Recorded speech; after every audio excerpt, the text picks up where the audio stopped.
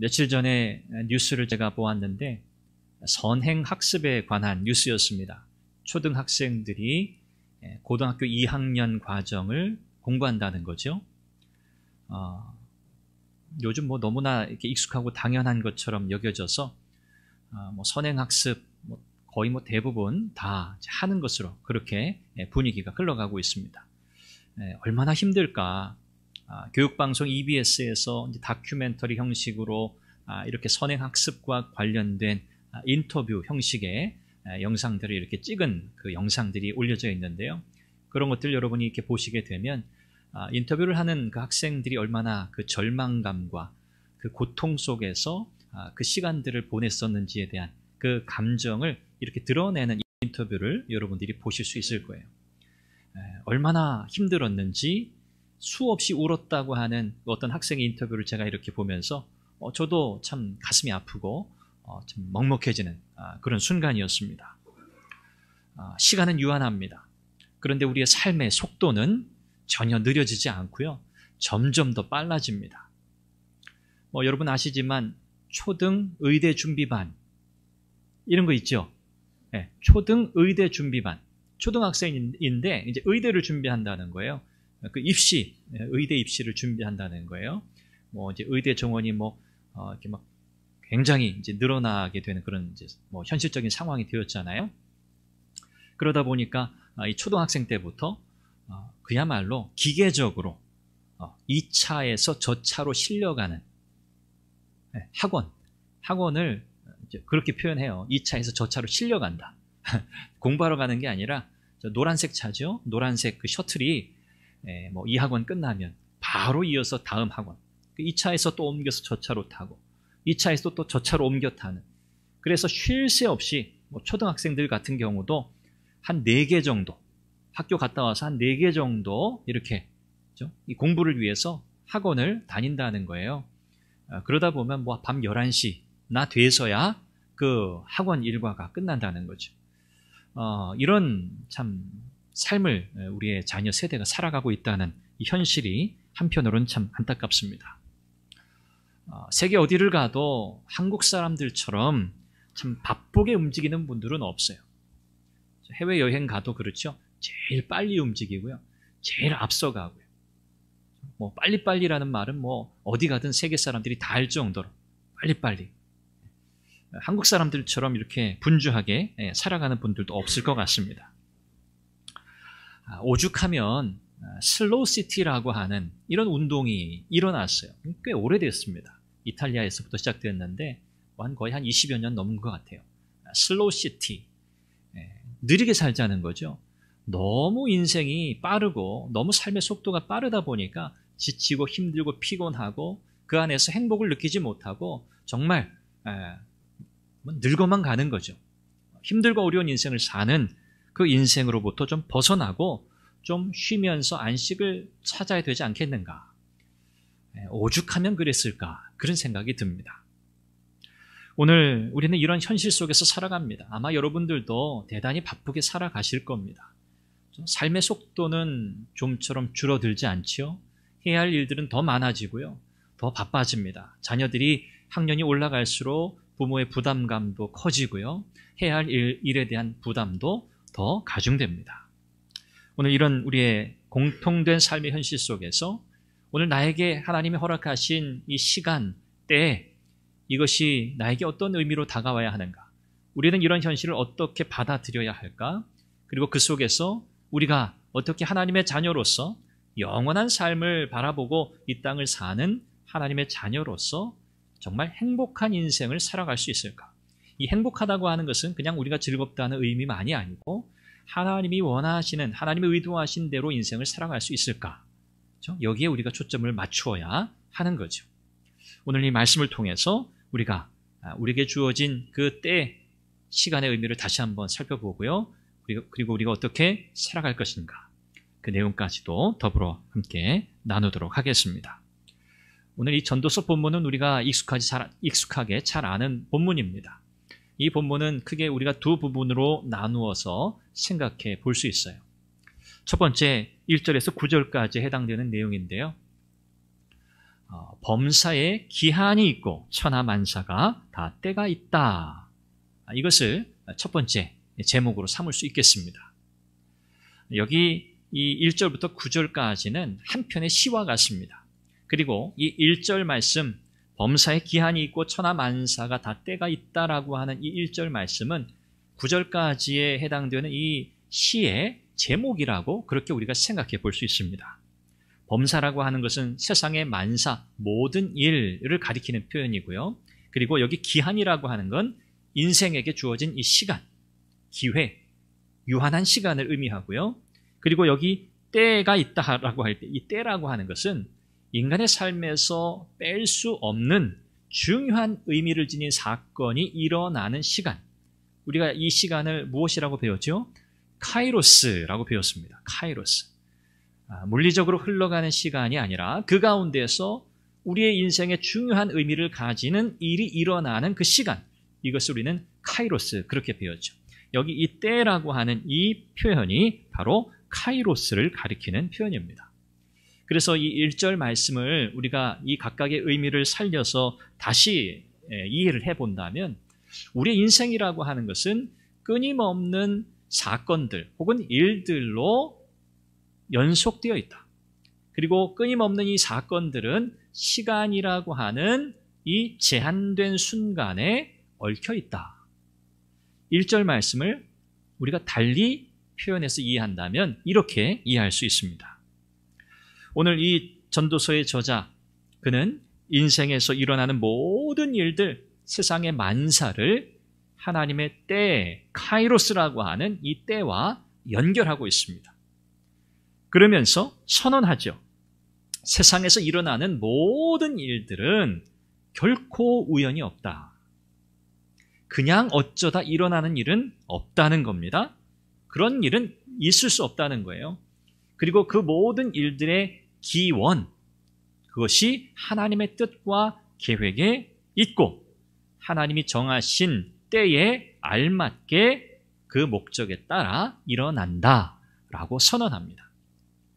그래서 1절부터 9절까지 해당되는 이 전체 내용은 이 세상의 모든 일들, 그 모든 일들에는 하나님께서 정하신 때가 있다. 하나님의 계획대로 이루어진다라는 것을 강조하고 있는 내용입니다.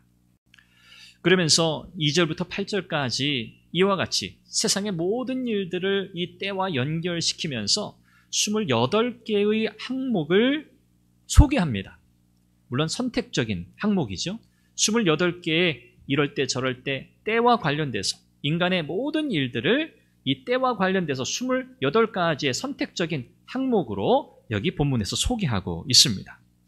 이 28가지의 항목들은 우리에게 공통된 사실을 우리에게 가르쳐줘요.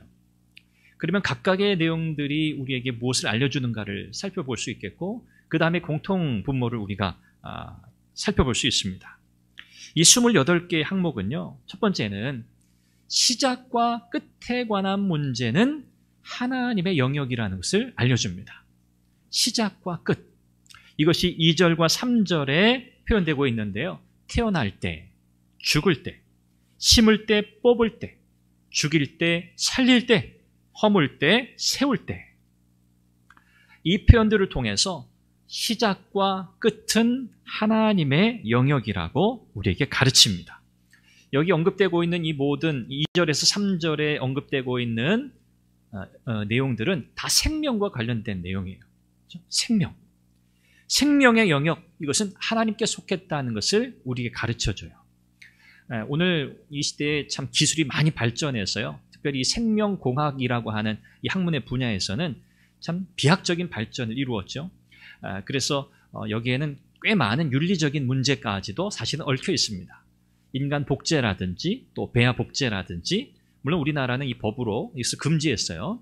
그런데 이런 시도가 사실 계속해서 이루어지고 있습니다.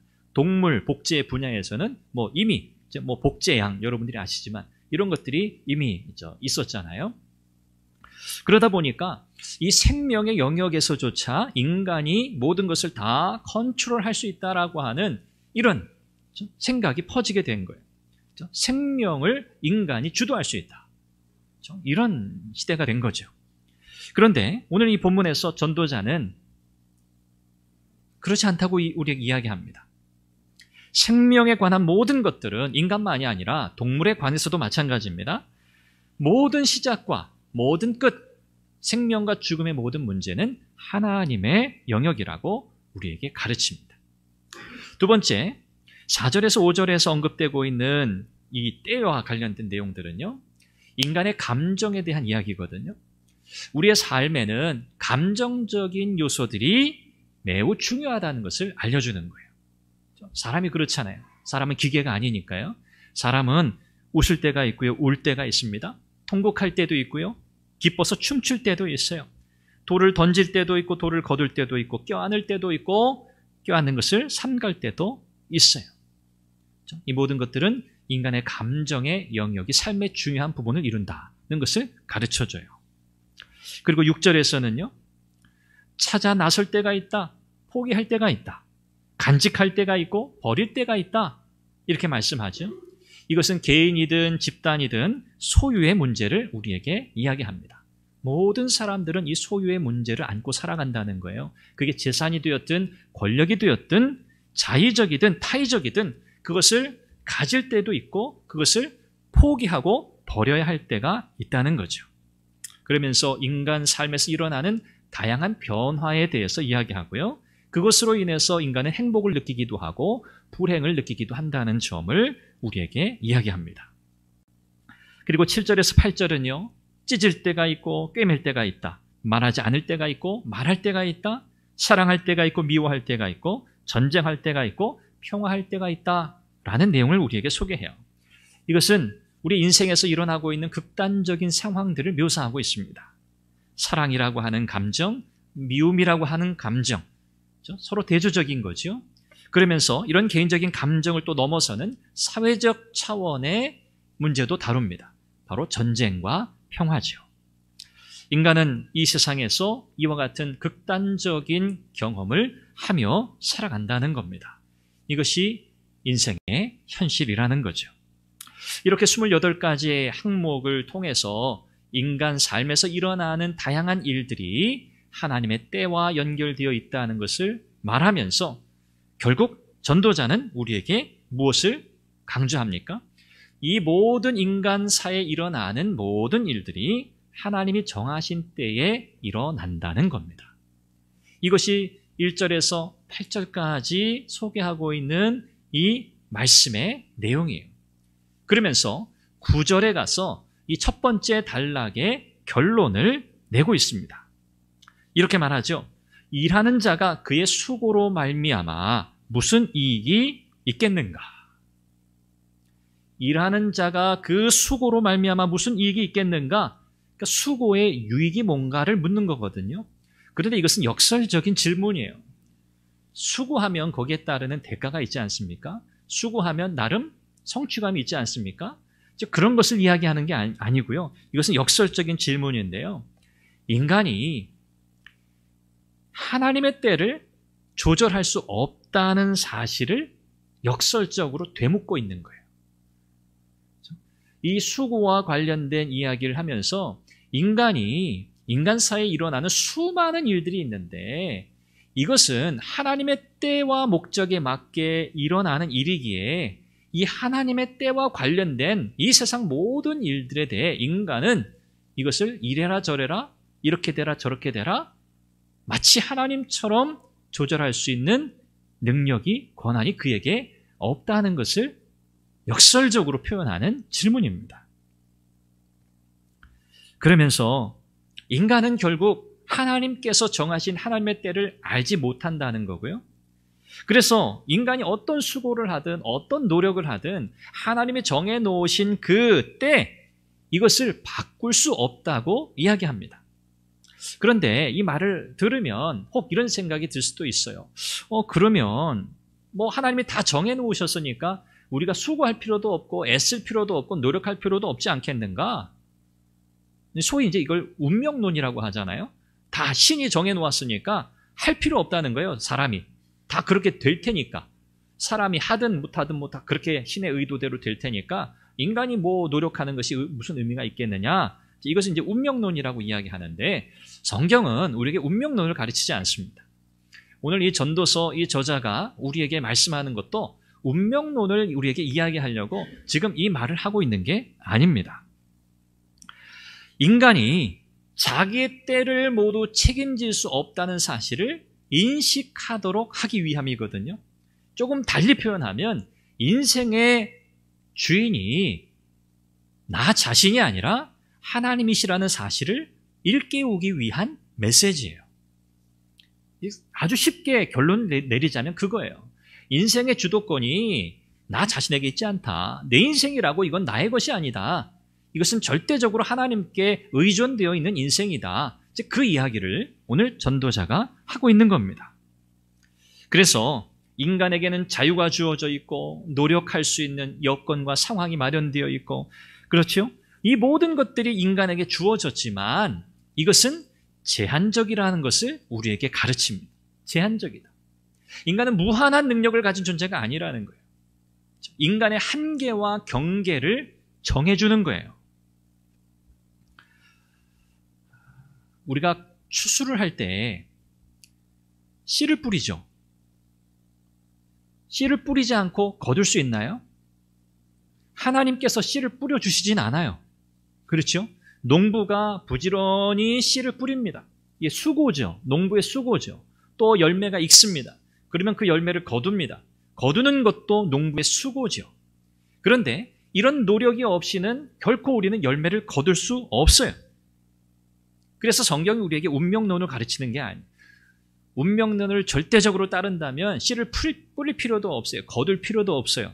가만히 두어도 어쨌든 곡식이 자라서 열매가 맺혀지게 될 거예요. 그런데 그게 아니라는 말씀이죠. 결국 이 말씀이 우리에게 가르치는 것은 뭐죠? 우리는 애써요. 수고해요. 노력해요. 그런데 그 결과는 궁극적으로는 하나님의 때와 의지에 따라 이루어진다는 결론이에요. 우리는 수고합니다. 애씁니다. 최선을 다합니다. 그런데 그 모든 결과와 결론은 하나님께 달려 있다는 거예요. 우리 인생의 한편에는 절정, 인생의 최상의 순간을 맞이하기도 합니다. 저 밑바닥 정말 헤어나지 못할 만큼의 절망에 빠지기도 합니다. 한편에서는 죽음, 상실, 새 생명의 탄생, 이런 너무 극단적인 상황들이 오늘 우리의 삶에는 끊임없이 일어나고 있습니다. 그러나 그런 모든 일들에 대해서 사실 저와 여러분들이 할 수 있는 것들은 없어요. 여러분이 태어나는 것과 죽는 것, 그 때를 여러분 선택하실 수 있나요? 없습니다. 요즘은 안락사, 자기의 죽음을 스스로 선택해서, 그렇죠? 나름 고귀한 죽음을 죽겠다고 하는 이런 분들이 있죠. 그래서 그런 죽음을 허용하는 또 나라가 있습니다. 그러나 성경은 궁극적으로 아까도 말씀드렸지만 생명은 누구에게 달린 거예요? 하나님께 달린 거거든요. 살고 죽는 건 하나님의 영역이에요. 그분이 우리에게 생명을 주셨고 그분이 우리에게서 생명을 거두어 가실 거예요. 그래서 오늘 우리가 우리의 생명을 결코 소홀히 여기거나 우리의 생명에 대해서 내 마음대로 좌지우지하려고 해서는 절대 안 됩니다. 이것이 너무 중요해요. 우리가 할 수 있는 것은 뭐예요? 우리가 살아가면서 경험하게 되는 수많은 일들 속에서 우리는 그저 이런 일들이 일어나는구나. 살다 보니 이런 일도 있는 거구나. 그냥 발견하는 거죠. 이런 일이 일어날 수 있어. 그리고 어떻게 합니까? 그냥 그 일들에 대해서, 그 상황에 대해서 우리가 적절하게 반응할 뿐이에요. 그것이 인간이 할 수 있는 최선이에요. 어떤 어렵고 힘들고 고통스러운 일이 일어나지 않게 할 수 없어요, 우리는. 사고와 사건이 일어나지 않도록 할 능력이 우리에게는 없어요. 오늘 이 전도자는 우리에게 어떻게 보면 전혀 다른 관점을 가르치는 것 같아요. 인생을 살아가면서 우리는 늘 바른 선택을 해야 한다고 배워요. 성경도 우리에게 그것을 가르칩니다. 지혜로운 선택을 해야 한다. 바른 선택을 해야 한다. 잘 분별해야 한다. 적절한 때가 언제인지를 잘 분별해라. 이렇게 가르칩니다. 그런데 오늘 이 전도서의 이 전도자는 조금 다른 관점에서 우리에게 이야기해요. 그것은 뭡니까? 우리는 그런 것들조차도 사실은 알 수 없다는 거예요. 그래서 이렇게 사는 게 현명한 방법이야? 혹은 이렇게 사는 게 정말 지혜로운 거야? 라고 우리에게 가르치지 않아요.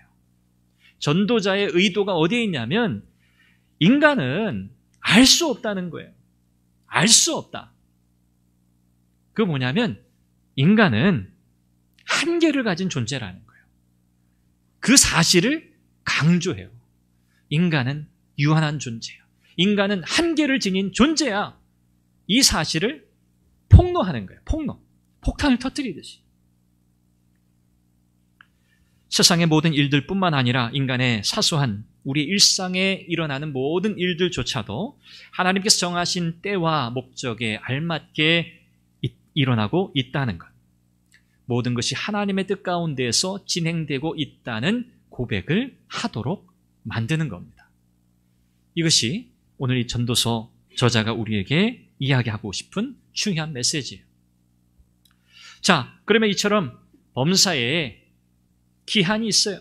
천하만사에 다 하나님이 정하신 때가 있어서 그분의 목적에 따라 뜻에 따라 다 이루어져요. 그렇다면 오늘 우리에게 주어진 이 시간, 삶이라고 하는 이 기회라고 하는 것, 이것은 그 성격이 어떤 겁니까? 나의 때라고 하는 것은요, 나의 시간, 나의 삶이라고 하는 것은요, 철저하게 하나님의 때에 종속되어 있는 거예요. 하나님에게 의존되어 있는 거예요. 그래서 신학적으로는 하나님 의존적 존재, 우리가 그런 표현을 하기도 해요. 인생은 하나님 의존적 존재일 수밖에 없어요. 그분에게 종속되어 있는 존재일 수밖에 없어요. 왜? 그분이 창조주시고 우리는 그분의 피조물이기 때문에 그래요. 전도서 저자는 바로 이 관점을 처음부터 끝까지 밀어붙이고 있어요. 하나님은 창조주시다. 인생은 그의 피조물이다. 그러면서 10절부터 15절까지 이 두 번째 단락이라고 할 수 있는데요. 바로 이 두 번째 단락에서 하나님께 종속된 나의 때, 나의 인생을 우리가 어떻게 살아야 하는가, 그것에 대해서 이야기합니다. 그러면서 여기 두 개의 동사를 이 저자가 사용해요. 그것은 내가 보았다라는 동사고요. 10절에. 그리고 12절부터 14절까지에 사용되는 내가 알았다라고 하는 동사입니다. 내가 보았다, 알았다. 자, 무엇을 보았는가, 무엇을 알았는가. 이제 그 내용을 좀 이따 소개하겠지만 이것은 무엇을 이야기하냐면 이건 확실해. 이건 내가 경험했어. 이건 내가 알아. 내가 체험했어.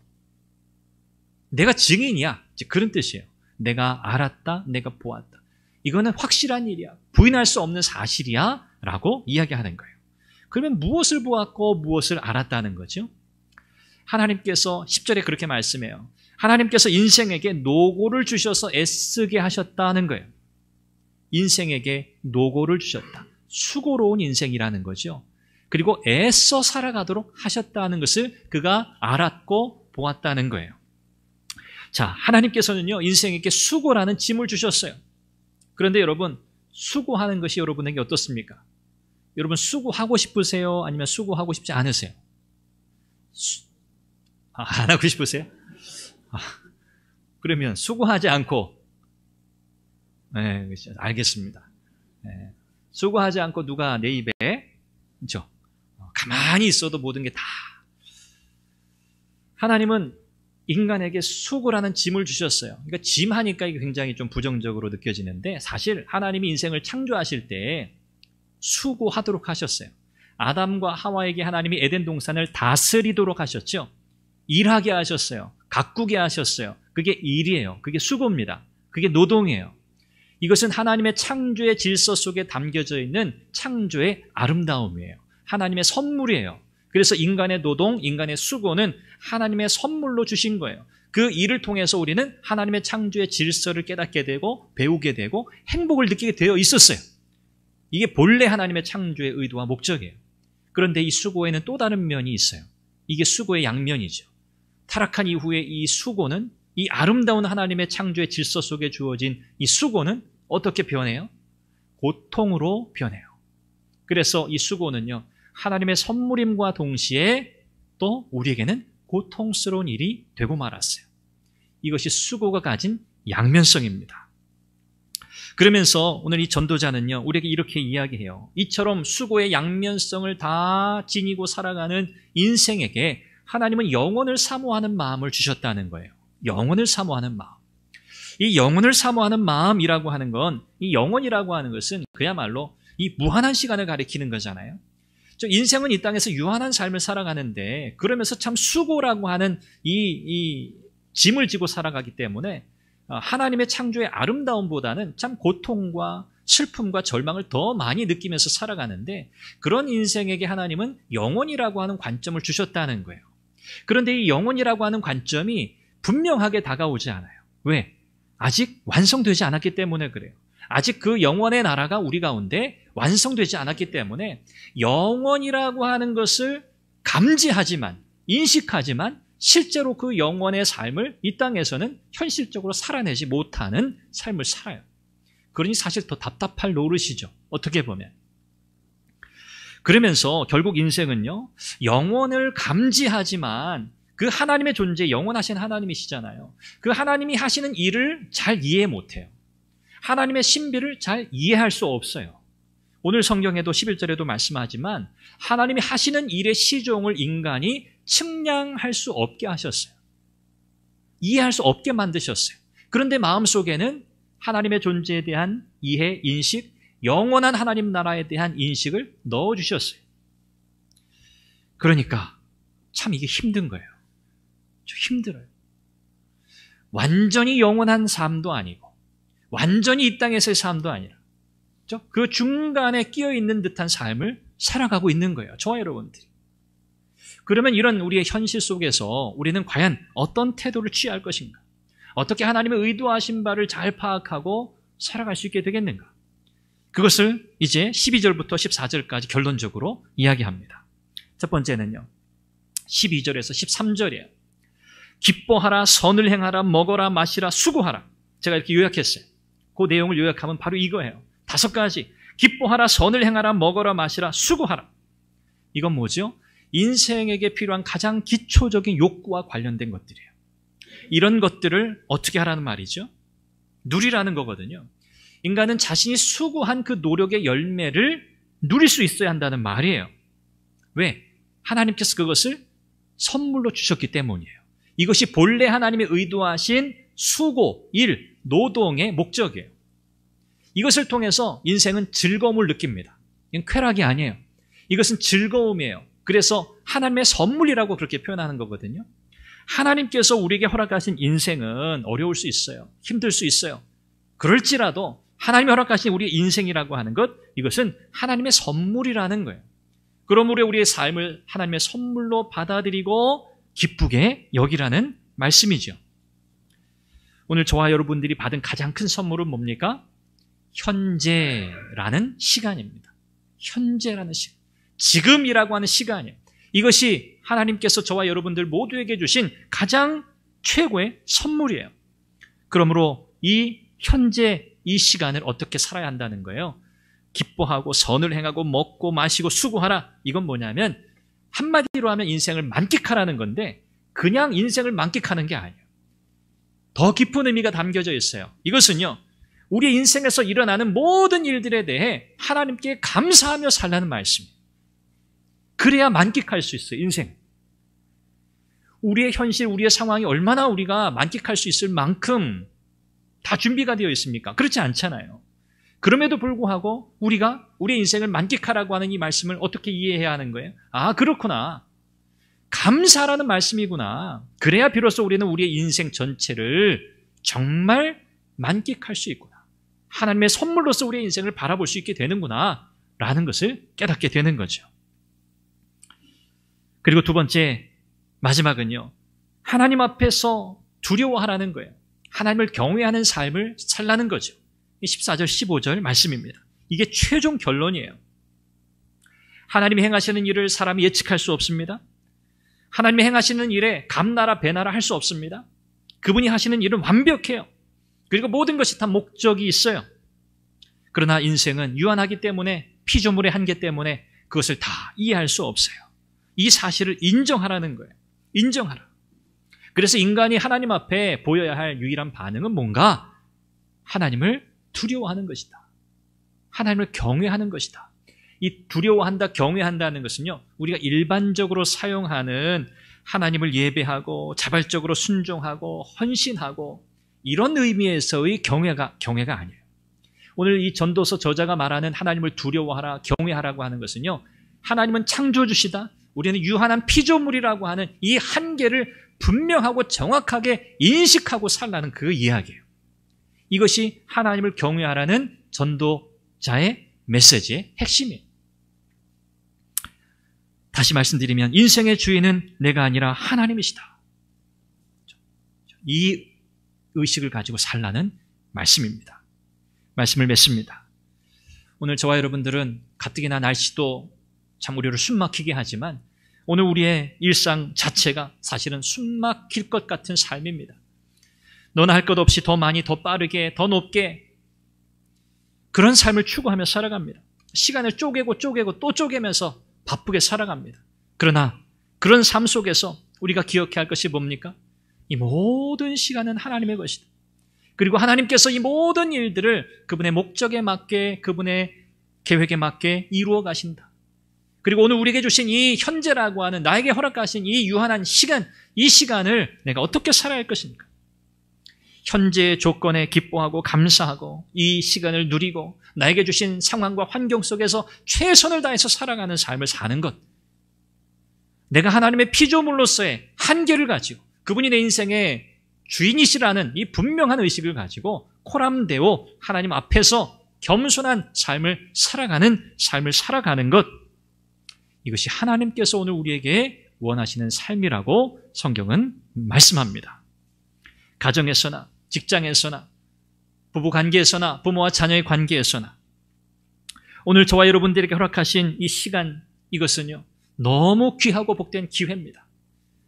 그래서 그 시간, 그 만남, 그 순간 하나하나에 우리가 최선을 다하고 우리가 말을 한마디 건네고 어떤 행동을 하나 한다고 할 때에도 여러분, 이것이 하나님께서 내게 허락하신 기회구나라고 우리가 생각해야 합니다. 의식적으로 노력해야겠죠. 우리가 너무 잘 잊어버리니까. 도산 안창호 선생께서 그런 말씀을 하셨다는 것이 이제 광복절 즈음에 TV 프로그램들을 통해서도 이렇게 많이 소개되었는데요. 독립운동을 하시면서 LA 그 오렌지 농장에서 일하셨던 그 일화가 있잖아요. 안창호 선생께서 그 오렌지 농장에서 일하는 그 한국 그 동포들에게 그렇게 말씀하셨대요. 오렌지 하나를 정성스럽게 따는 것이 나라를 위하는 길입니다. 그것이 애국하는 길입니다. 사람들 생각에는 다를 수 있었어요. 그렇죠? 암살을 하고 일본 지도자들, 정치인들을 암살하고 폭탄 테러를 하고 대한민국의 주권을 회복하기 위한 눈에 보여지는 가시적인 어떤 일들을 하는 것이 독립운동이라고 생각했을지도 몰라요. 그런데 이 안창호 선생의 이야기는 매우 신앙적 관점에서 우리에게 중요한 통찰력을 줘요. 그렇구나. 오렌지 하나 따는 게 사실 대수로운 일이겠어요. 그런데 그것조차도 정성스럽게 따라는 거예요. 정성스럽게. 이것이 나라를 위한 일이기 때문에. 마찬가지입니다. 오늘 저와 여러분들에게 주어진 현재 시간, 우리의 삶, 우리의 때, 이것은 하나님의 것입니다. 이것은 너무나 소중한 겁니다. 그래서 이 시간을 하나라도 허투루 보내지 않으려고 우리가 애써야 할 줄 믿습니다. 우리는 다 부족합니다. 완벽할 수는 없습니다. 그러나 우리가 이 의식을 가지고 살아갈 때 그렇구나. 하나님께서 내게 주신 삶이구나. 그렇죠? 우리가 어떻게 살아가야 할지에 대한 분명한 방향이 여기에 정해져 있습니다. 저와 여러분들이 이와 같은 삶을 살 수 있기를 바라고, 그래서 나에게 주어진 인생 이 때를 하나님 기뻐하시는 복된 삶, 하나님 영광 받으시는 하나님의 영광의 도구로, 수단으로 온전히 올려드리는 그런 삶이 되기를 주님의 이름으로 축원합니다. 기도하겠습니다. 우리 함께 기도하죠. 하나님, 나에게 허락하신 이 인생, 나에게 주신 그 모든 시간들, 하나님, 이것은 하나님의 것입니다. 하나님께서 내게 맡기신 것입니다. 내게 주신 기회입니다. 하나님께서 내게 맡기신 그 의도와 목적에 맞게 사용할 수 있는 지혜를 주옵소서. 하나님, 나는 하나님의 피조물입니다. 하나님은 창조주십니다. 하나님이 내 인생의 주인이십니다. 하나님, 이 사실을 기억하고 늘 하나님 앞에서 이 인식을 가지고, 이 의식을 가지고 살아갈 수 있게 해주십시오.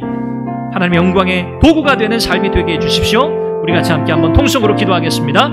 자비하신 아버지 하나님, 은혜와 사랑을 감사합니다. 하나님께서 우리 가운데 은혜 부어주시고, 하나님 오늘 우리 인생을 통해 영광 받으시기를 원합니다.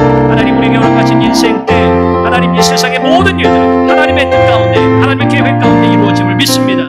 하나님 모든 것을 아름답게 하시고 모든 것을 그 뜻 가운데 일하시고 역사하시는 하나님 온 우주 만물을 섭리하신 하나님, 우리 인생의 주인 되신 하나님을 고백합니다.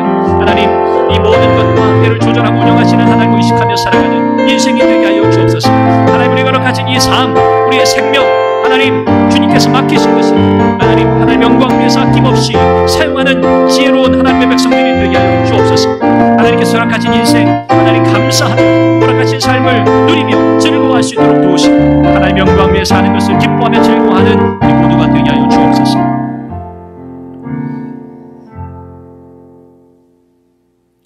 자비하신 아버지 하나님, 감사합니다. 우리 모두에게 생명을 허락하셨습니다. 인생, 삶을 허락하셨습니다. 하나님 이것이 하나님의 선물임을 알고 감사합니다. 하나님은 허투루 우리에게 주신 것이 없습니다. 생명도 주셨고 이 세상을 살아가는 데 필요한 것들도 주셨고 오늘 우리에게 영원한 하나님 나라를 바라보는 소망도 주셨습니다. 여전히 이 세상은 험하고 너무나 빠르고 지치고 우리를 피곤하게 하고 고통의 짐이 너무나 많지만 그럼에도 불구하고 하나님 오늘 이 말씀을 마음에 새깁니다. 하나님이 허락하신 이 우리의 인생, 우리의 삶, 우리의 형편과 상황이 어떻든지 간에 하나님의 선물임을 알고 감사하며 하나님께서 주신 인생을 누리는 우리 모두가 되게 하여 주옵소서. 뿐만 아니라 하나님께서 우리를 영광의 도구로 사용해 주시길 원합니다. 하나님 모든 것과 모든 때를 조절하시고 운영하시는 하나님을 의식하며 살아가는 지혜로운 인생이 되게 하여 주옵소서. 우리에게 주어진 시간 최선의 삶을 살도록 도와주옵소서. 하나님 가정에서도 직장에서도 또 신앙생활에서도 부부 사이에서도 부모와 자녀 사이에서도 그 대화 한마디 한마디 행동 하나하나에도 최선을 담는 우리가 되게 하여 주옵소서. 그리하여 코람데오의 삶, 하나님 앞에서의 삶을 온전히 살아내는 하나님의 영광을 드러내는 복된 성도들이 다 되게 하여 주옵소서. 예수님의 이름으로 기도합니다.